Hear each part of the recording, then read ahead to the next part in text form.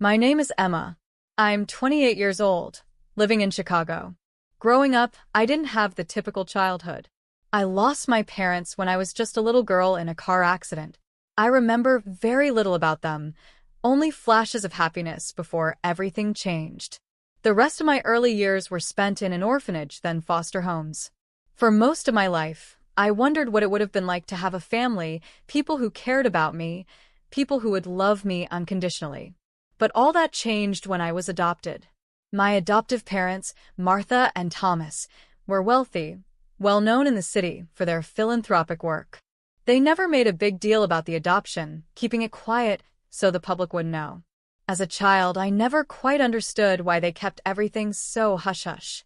But as I grew older, I realized it was to protect their image and their privacy. They loved me, of course, but there was always a certain distance between us, something I could never fully explain. I lived a life of luxury, but it was often isolating. I learned early on to stay out of the spotlight, to be grateful for the life I had without asking too many questions. When I turned 22, everything changed again. I was at university when I met Ethan. He was 30 at the time, a businessman from a prominent family.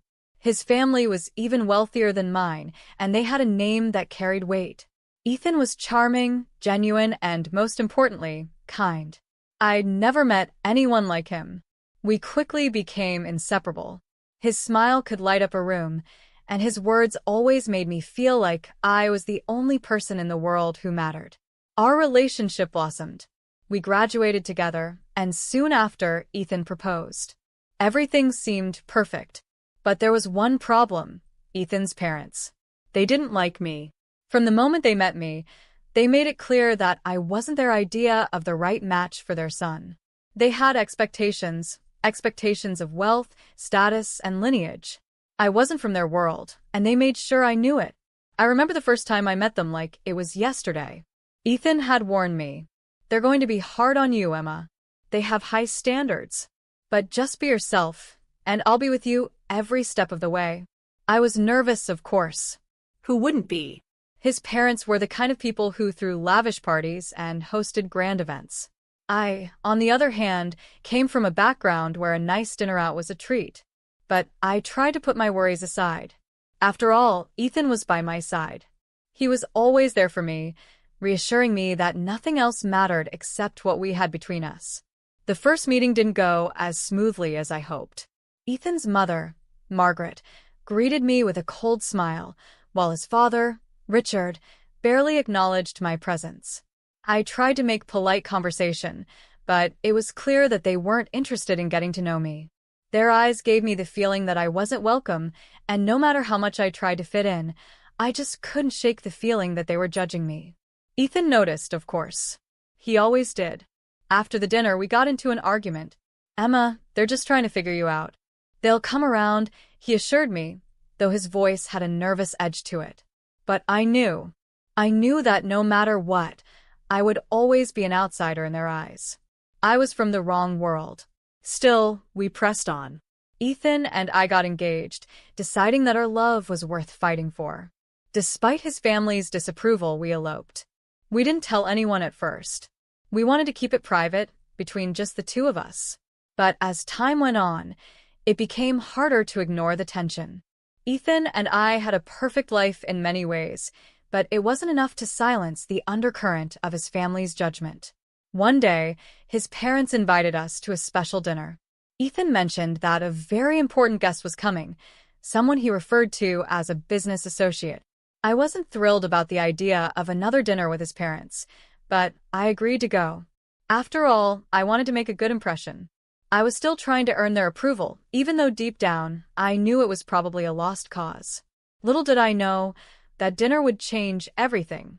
Ethan and I arrived at his parents' home that evening. The house was grand as always, a sprawling mansion on the outskirts of the city. The table was set perfectly, with expensive china and crystal glasses. The guest of honor had yet to arrive, but I could sense the tension in the air. Ethan seemed a little more anxious than usual, and I couldn't help but wonder if this guest was someone even more important than I had imagined. We sat down, waiting for the meal to begin. I tried to engage in small talk with Ethan's parents, but their responses were cold, almost like they were doing this out of obligation. Then, the doorbell rang. Margaret quickly stood up. "That must be him," she said briskly.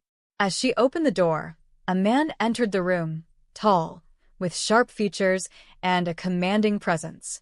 He looked around the room, and for a moment, his eyes locked with mine. He froze. The atmosphere in the room shifted immediately. Margaret and Richard seemed to tense up, and I felt my heart race. Something was off. The man, who I now realized was the business associate, stepped closer. He looked at me again, his eyes wide with disbelief. My breath caught in my throat. He slowly walked toward me, his gaze fixed on my face. "No, it can't be," he murmured, almost to himself. Then, to my shock, he pointed at my cheek. "You have the mole," he said, his voice filled with awe. "It's you, it's really you." I stared at him, confused. What was he talking about?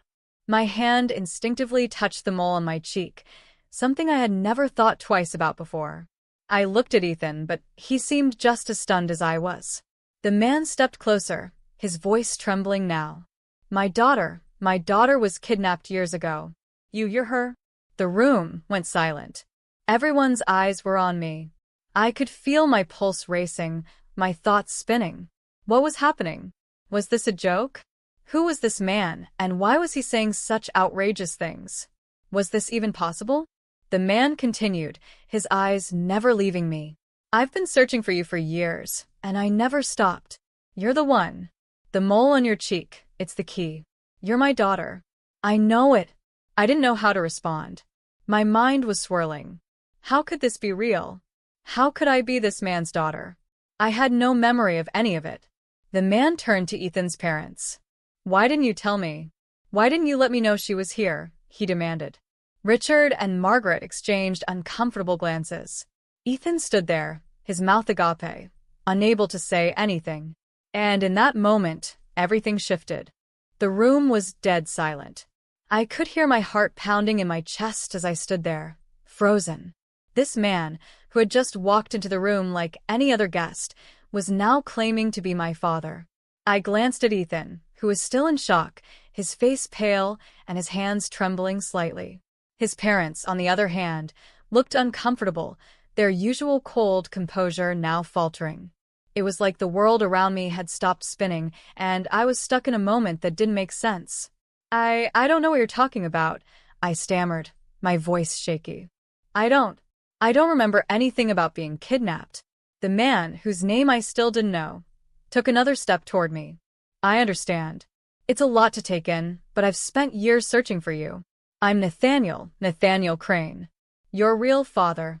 My mind was reeling. Nathaniel Crane? That name sounded vaguely familiar, but I couldn't place it. I looked over at Ethan, my eyes searching for some kind of answer. But he was just as lost as I was. His parents remained quiet, and I could see the uncomfortable tension in their eyes. "Ethan, can you explain this? What is going on?" I finally managed to ask, my voice barely a whisper. Ethan stepped forward, still clearly processing the situation. He glanced at his parents, then back at me. Emma, I didn't know.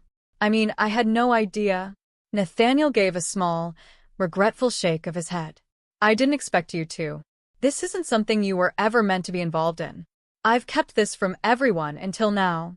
I felt the weight of his words, like they were sinking into me. My real father had been searching for me, and somehow, I had ended up in Ethan's life, living a completely different reality. My head was spinning. I had no memories of being kidnapped or of any other life outside of the one I knew with Martha and Thomas. My life had always seemed like a dream, a perfect picture. And now, everything was falling apart. "You have to understand," Nathaniel continued, his voice calmer now. "You were taken when you were just a little girl. I've never stopped looking for you, Emma. Your mother and I." He hesitated, his eyes darkening with sadness. "We never gave up hope." I could feel my stomach churn. Was this really happening? Was this some kind of elaborate prank? My whole life, I had been told that my parents died in a car crash. But now this man was telling me I had been kidnapped. And as if that wasn't enough, he was insisting that I was his daughter. Margaret spoke up for the first time since Nathaniel's revelation. "Nathaniel, this is ridiculous," she snapped, her voice tense. "We don't know who you are. And for you to come here, claiming to be her father, this is not the time or the place." Nathaniel's eyes shifted from Margaret to Richard, and the room grew colder. "I don't care about your feelings, Margaret. This is about Emma. She deserves to know the truth, and she deserves to know who she really is." I felt a mix of anger and confusion bubbling up inside of me. How could my parents, Martha and Thomas, never have told me any of this? Why had they kept it hidden? And why was Ethan's family suddenly acting like this was all just some inconvenient interruption in their perfect world? Ethan stepped forward, his voice barely audible. "Emma, I'm so sorry. I never knew anything about this. I swear, if I had known..." I couldn't look at him. My mind was too overwhelmed. I had always thought that Ethan and I were building a life together, but now it felt like I didn't know who he was either.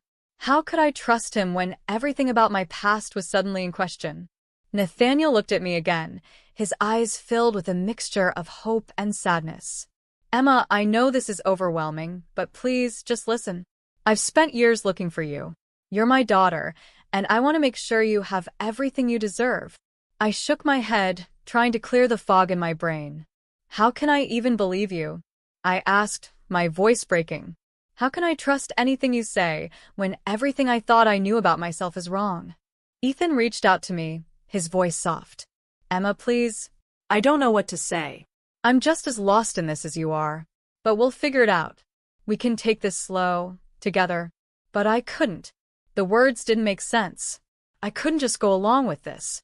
I needed answers, and I needed time. This man couldn't just waltz into my life and claim to be my father. I needed proof. I needed to understand why all of this was happening. Nathaniel seemed to sense my doubt. He took a step back, giving me some space. "I understand, Emma. I don't expect you to trust me right away.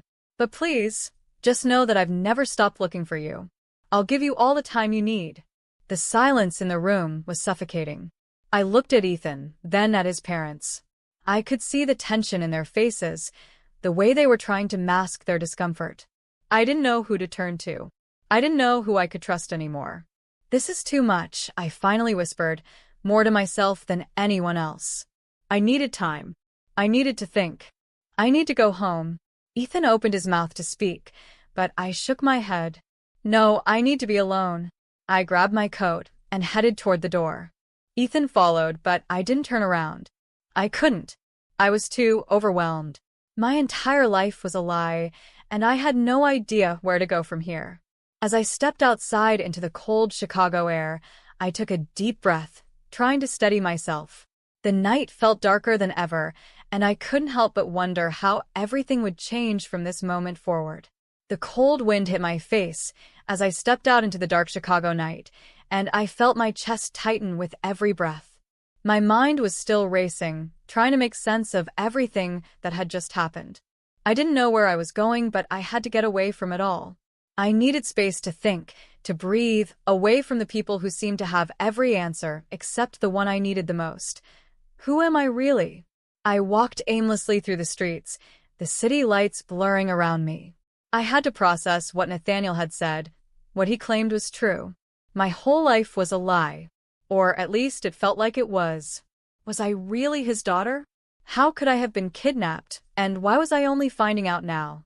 The more I tried to think it through, the more questions piled up, and the less clear everything became.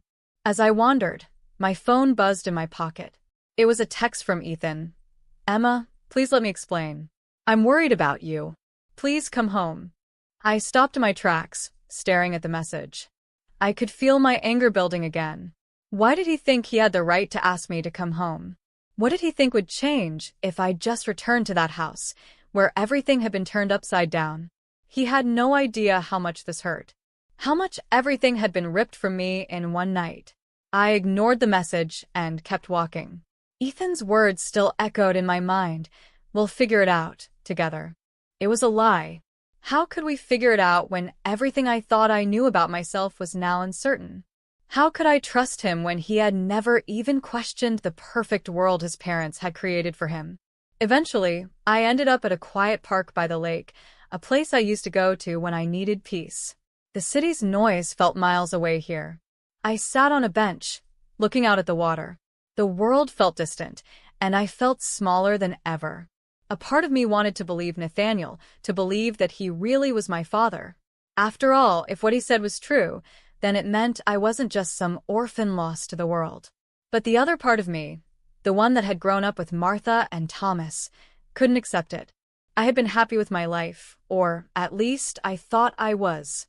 But now, everything felt like it was slipping away. I pulled out my phone, scrolling through the recent messages. I saw texts from Martha and Thomas. "Are you okay, Emma? We're worried about you." They must have known about what happened at the dinner. I hadn't spoken to them in hours, and I couldn't bring myself to call them. Not yet. They were the ones who raised me, the ones I'd always known as my parents. But now, they seemed like strangers too. How could they have kept something so important from me? Another message from Ethan came through. "I'll give you space, but I can't let you face this alone." I sighed. I didn't want him to be part of this, not right now. But deep down, I knew I couldn't keep running forever. I had to face this, whatever it was. I had to find out the truth. I stayed in the park for a while longer, letting my mind slowly settle. I had always prided myself on being independent, on handling things on my own. But this was too much. It was too big. I needed help. And no matter how much it stung, I knew I had to reach out to the only people who had always been there for me, Martha and Thomas. I called them. "Emma, sweetheart, are you okay?" Martha's voice was gentle, but filled with concern. "I don't know, Mom. I don't know what's real anymore." There was a long pause before she spoke again. "I don't know what you're talking about, Emma. Please tell me what happened." And I did. I told her everything about Nathaniel, the man who claimed to be my real father, the kidnapping, the mole on my cheek. I told her how I felt like my entire life had been one big lie. I told her about Ethan's parents, about the dinner, about how everything had come crashing down so quickly. Martha listened quietly, her voice calm but full of sadness, when she finally spoke. "Emma, I wish we could have told you earlier. I wanted to, but we never thought it was the right time. Your father and I didn't know how to explain everything to you. We didn't want to hurt you. Did you know about this?" I asked, my voice shaking with emotion. "Did you know about Nathaniel? About my real families?" There was another long pause, and I could almost hear the hesitation in her voice. "Yes, Emma, we knew. We found you when you were just a baby, and Nathaniel had been searching for you ever since. We didn't want to tell you because we were afraid of what it might do to you, to our family. But we've always loved you, and we always will. You are our daughter." I could feel the weight of her words press down on me, but they didn't give me the clarity I was hoping for. How could they have kept this from me? How could they have let me grow up thinking I was an orphan, only to find out that I wasn't? "I don't know what to do, Mom," I whispered. "I don't know if I can trust anyone anymore." She took a deep breath. "Emma, I know this is hard.